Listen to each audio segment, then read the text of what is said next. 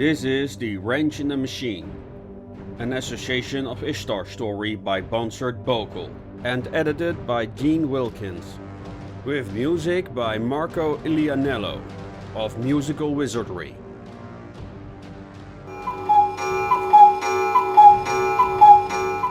16th of May, 1875, 10 a.m.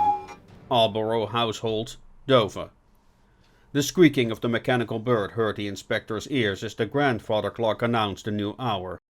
Groaning, Aldborough lifted his head from the kitchen table. Daylight already shone through the windows, and the fretting of dog feet approached him at great speed. Popping sounds from his neck reverberated through his body when he straightened himself. Meanwhile, the mongrel jumped up against his shins, as well as it could with one hind leg. Yeah, Aldborough growled, patting the animal on the head. He could barely recall how he made his way home. With some effort he got up, stretched his back and shuffled his way to the bedroom. There the girl lay in his bed, facing away from him. The strange doll he found in her bag glanced at him over her shoulder, with its cross-shaped eyes and reassuring smile. He knew she was awake, but he was too tired to deal with this right now, so he chose the easy option. "Be free to stay here for now," he told her. "There's still some cinnamon buns. We'll talk when I'm back, you know, if you're still here." About this time Aldborough should be rushing to work, but instead he sat down again, resting his chin on the palm of his hand as he leaned on the table. "Just a cup of tea," he mumbled. Idly his gaze swept the room. Many would envy the size of his old home. It was the legacy of his parents, a fact he was rather proud of. Not once had he considered moving. There was nothing wrong with it. He even bothered with installing electric wiring to keep up with the times. Aldborough glanced at the Uttercrab Wavecaster Model 2 with its diamond-shaped console for a moment. The device was as old as Bixby. Its reception here was bad, even on clear days. But now his mind started to drift. At that moment, somebody pushing a wheelbarrow passed his door. The scraping of its wheel was reminiscent of the wave static. It was hypnotizing him in his tired state. Suddenly, he was alarmed by a woman's voice cutting through the static, reaching out at him across the waves. He shook as he broke out in a cold sweat. It was her. "Mr. Aldborough!" The dog's barking gave Aldborough such a fright he nearly fell off his chair. "Mr. Aldborough!" cried a woman from outside, while the dog ran at the door. "Stop! Come here!" Aldborough said to the mutt, who surprisingly listened. "I'm coming!" He quickly tidied his hair in a bit and answered the door. Slowly he opened up and peeked outside. There she was, a middle-aged woman in modest dress with a wide, cheerful smile on her face. It was Diane Appletree, his housekeeper, an old-time acquaintance, holding a plate covered by a blanket. "Miss Appletree," he stammered. "Oh, hello, sir," he said in a shrill but friendly voice. "I saw you were in, so I thought I could go back to work." "Actually, I overslept. I should be on duty." "Oh, no, sir, you look exhausted. I heard what happened. You should be resting." "That's very kind of you, but—" She forced him aside as he came in. "It's the least I can do. Here, I baked you a cake. Just something to sweeten your day." "Oh, no, I can't. "Please," she insisted, putting the cake on the table. "What kind of world are we living in if neighbors aren't even allowed to take care of each other?" She froze at the sight of the red-headed girl laying sideways on his bed, still dressed in her robes. "What do we have here?" Miss Appletree asked out loud. Unawares, Igraine rubbed one of her eyes as she awoke. "What?" Aldborough stepped in. "This is Igraine," he said, trying to maintain some composure. "She's my niece." Miss Appletree looked from Aldborough back at Igraine. "You don't say." "We're related by marriage," he nodded. "A niece of my brother Edward."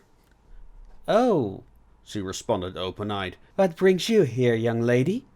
Was all the confused girl could produce. Miss Appletree took a closer look at her. "You have two eye colors." Igraine looked at Aldborough in a panic. Aldborough stepped forward. "Actually, she's here to recover." "From what?" "Well—" "Oh, look at me. I'm crying," Miss Appletree apologized. "You want some cake, dear?" Even though Igraine didn't say a word, she failed to hide her gluttony. Aldborough gave up. "Well, I'll make some tea then." I would love some. Standing in front of the counter while holding a kettle beneath the faucet, Alborough realized he was lacking a hand, at which moment Diana gently forced him aside with her small but robust frame.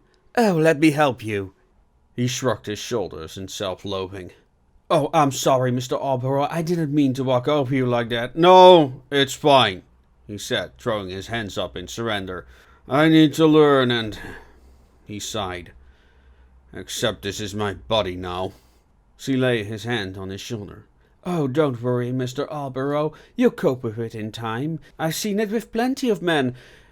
You'll be doing everything like nothing changed. Thank you, he said, smiling, but in reality Alborough wished he shared Mrs. Appletree's optimism. In no position to argue, he sat down at the table. Opposite of him, Igraine leaned on the palms of her hand, smirking like a little imp. What are you smiling at? She looked past him at Miss Appletree. Don't stare, he warned. It's impolite. Is she your mistress? No, he snapped with a harsh voice. she's a childhood friend. She tilted her head in disbelief. Or to provoke him, he wasn't entirely sure which. What to do with this girl, he mused. Witnessing last night's seizure probably took a year of his life. Judging by the fading bruises on her head, it wasn't the first time either. He looked at his neighbor. Miss Appletree, could you do something for me? Of course, she said while preparing the stove. Mind keeping an eye on my niece today? Igraine's eyes woke up suddenly. Cal? Oh, sure. I'll be busy here anyway. I can take care of myself, Igraine protested. Just for today, he said, a bit on the swarmy side, and grabbed his coat. I need to go to work. We'll be back when I can. Igraine puckered her lips at him as he closed the door, but she was quickly distracted by the scent of fried eggs. Back at the station, Alborough had greeted his colleagues absent-mindedly and sank back into the chair behind his desk. He wasn't even sure what he was going to do today. He barely had any time to think. And after last night... David rubbed his face. He had set foot in another world in a different reality. How was that possible? Going to London was a journey for him. People bragged for months when they traversed the Atlantic. But last night, he left the planet. A voice called out to him from across the room. Inspector! It was Mayfair, standing in the door opening to his office with his hands inside his pockets. Then he beckoned Alborough. Come with me, please. Alborough looked at the ceiling. This was about yesterday, isn't it? Reluctantly, Alborough approached his superior. What can I do for you, Chief? He asked as they walked up the flight of stairs and took a left at the half landing in the direction of the Commissioner's office. Well, David, I forwarded your request. Alborough braced himself. He expected his previous outburst didn't sit well with the Commissioner. But then the Chief continued. The specialists have been waiting for you for an hour. Alborough raised an eyebrow. He what? The private eye you wanted to see, Mayfair reiterated. Perplexed that they agreed with his request, Alborough's concern turned to curiosity. In a moment he would figure out what was so special about this specialist. They stopped in front of interrogation room 4, and the Chief knocked on the door. A deep but lively voice answered. Please, come in. Eagerly, Alborough went inside where, behind the table, a black man rose. He was tall and broad-shouldered like a sailor, stretching the fabric of his rococo shirt. From his sunken eyes alone, the inspector could tell this was a man who had seen many hardships, yet weathered them all. But despite his strong build, the black man needed to support himself with an oddly massive capstick. Hello, Inspector, he said with a slight American accent. Let me say I'm sorry for your loss, he said, and reached out his right hand in greeting. Baffled, Alborough hesitated. I'm sorry, he said as he returned the gesture. However, he had forgotten he had no right hand to offer. About to shake hands, they both rose and stared astonished at the prosthetic. Allow me, said the man embarrassed as he quickly switched hands. The inspector did the same, and they finished the ritual. Mayfair cleared his throat. Inspector Alborough, this is Associate 321. He's an advisor with the Association of Ishtar. 321? The number triggered memories of the transmission he heard over the wireless before the slasher struck.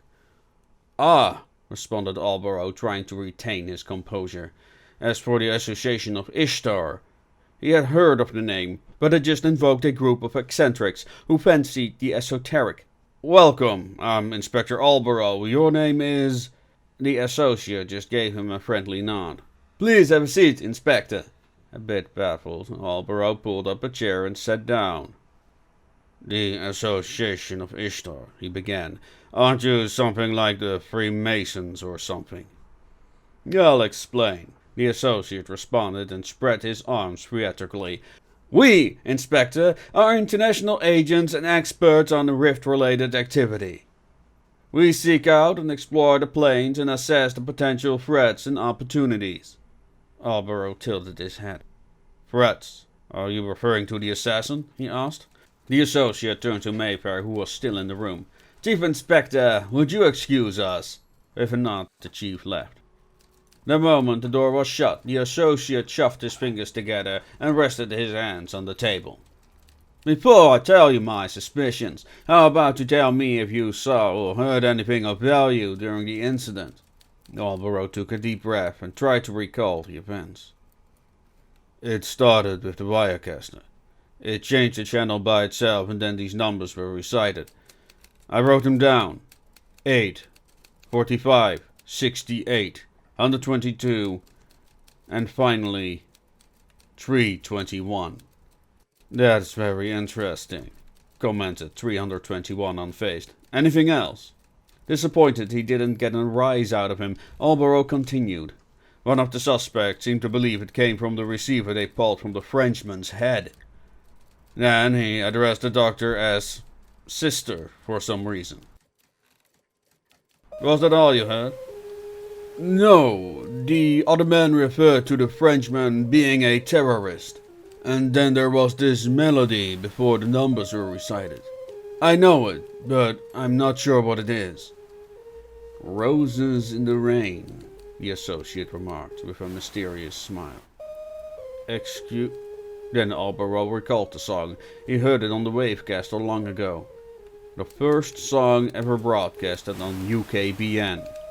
Woke up one morning half asleep, the associate began to sing, with all my blankets in a heap, and yellow roses scattered all around, Alborough continued. Yes, that was it. A corrupted version, but that was it, he said. And after that, it recited numbers, including number 54, a number the slasher left at Priory Station. Alborough looked the associate in the eyes. Associate numbers.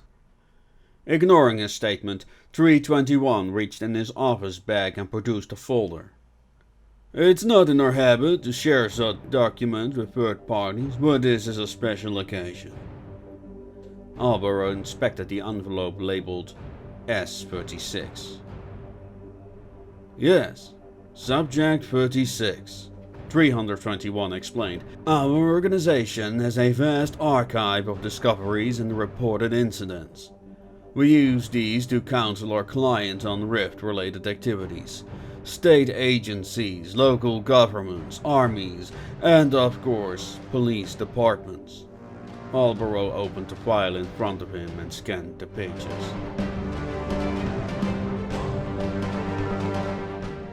You have been listening to The Wrench in the Machine, an Association of Ishtar story by Bansard Bogle.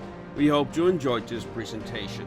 The Wrench in the Machine and its prequel comic, S36, The Call Girl, is available on your usual online stores such as Amazon. The Association of Ishtar is a collection of science fiction, steampunk and Lovecraftian stories set in the multiverse of the Association of Ishtar, which are freely available online for everyone to read.